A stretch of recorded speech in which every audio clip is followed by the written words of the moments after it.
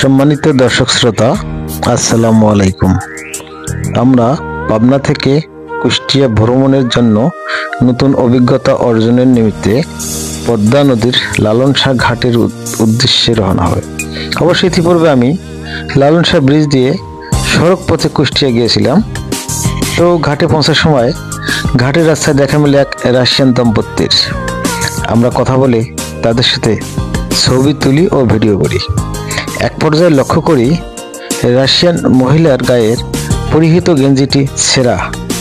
দর্শক ভাবুন তো, আমাদের বাঙালি কোনো মহিলাকে এরকম কোনো ভ্রমণে যদি এমন ছেঁড়া জামা পরে ভ্রমণ করতে বলা হতো, তাহলে কি সংসারে শান্তি থাকতো?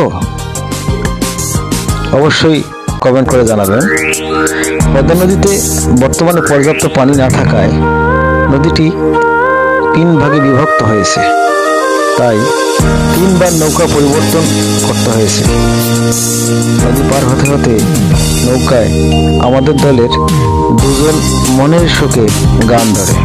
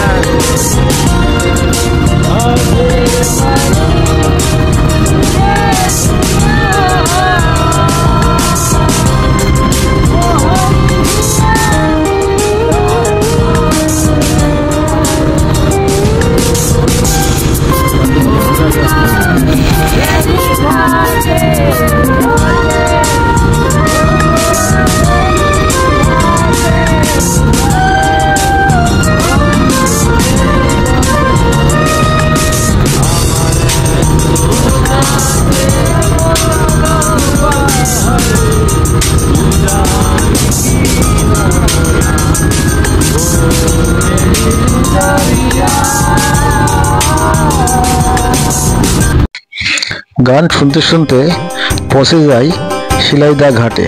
শিলাইদা ঘাটে নেমে আমরা চলে যাই কুটিবাড়ি। রবীন্দ্র কুটিবাড়ি থেকে আবার যাই মীর মোশাররফ হোসেনের বসতভিটায়। মীর মোশাররফ হোসেনের বসতভিটা শেষে আমরা যাই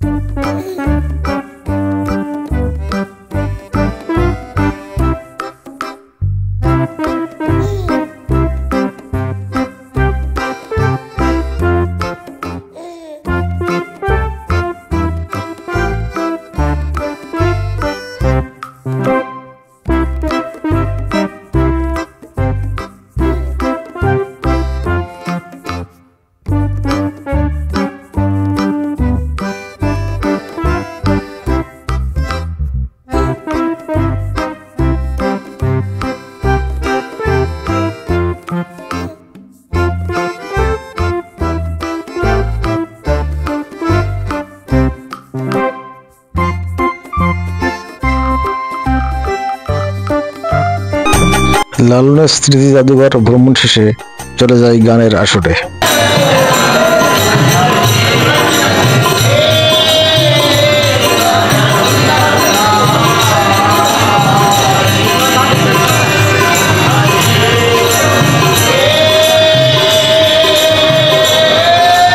গানের আসরে দেখা মেলে সেই বিখ্যাত কাঙ্গালিনী সুফিয়ার। কাঙ্গালিনী সুফিয়ার সাথে আমি এবং আমার সফর সঙ্গী সকলেই কম বেশি কথা বলি এবং ছবি তুলি এবং শেষে তাকে ধন্যবাদ দেই। এরপরে আমরা ফিরে আসি সেই পাবনার শ্রী শ্রী ঠাকুর অনুকূল চন্দ্রের আশ্রমের অতিথিশালায়। অতিথিশালায় রাত্রি যাপন শেষে আমরা পরদিন বিভিন্ন বিশ্ববিদ্যালয় ভ্রমণের চেষ্টা করব। এরপর ফিরব আঞ্চলিক লোক প্রশাসন কেন্দ্র রাজশাহীতে। ধন্যবাদ সবাইকে সাথে থাকার জন্য।